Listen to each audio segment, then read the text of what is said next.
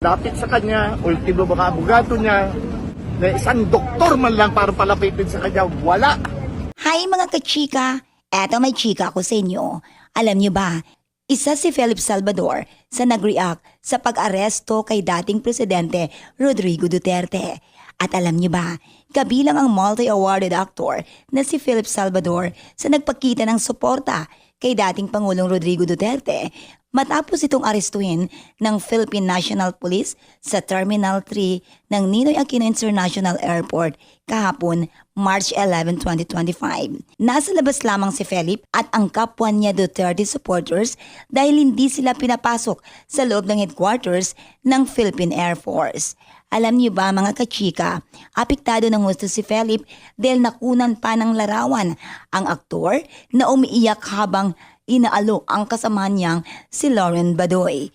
Bihira nang magpaunlak ng panayam si Philip pero pinagbigyan ng award-winning actor ang kahilingan ng cabinet files na magbigay ng payag tungkol sa pag-aresto ng International Criminal Police Organization Interpol Manila kay PRRD sa bisa ng warrant of arrest mula sa International Criminal Court o na ICC. Naharap si Duterte sa kasong crime against humanity dahil sa kanyang kampanya laban sa droga na nagresulta sa kamatayan ng libu-libong bilang ng mga Pilipino noong nakaupo pa siya bilang presidente ng bansa mula Hunyo 2016 hanggang Hunyo 22, 2022. At alam niyo ba, mga kachika, si Philip ay isa sa mga malalapit na kaibigan at taga-suporta ni Duterte.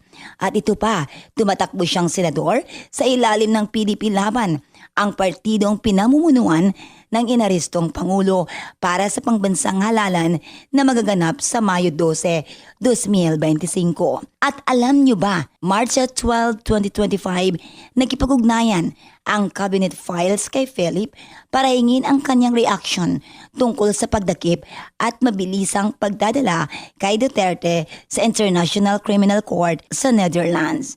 Ayon pa kay Philip, sa kabila ng nangyari kay dating Pangulong Duterte ay tuloy ang kanilang kampanya. O di ba? Aabangan na lang natin ang mga chika, mga update, mga kachika. Okay? Yan ang ating chika. And the Atilen, ti amo, I love you.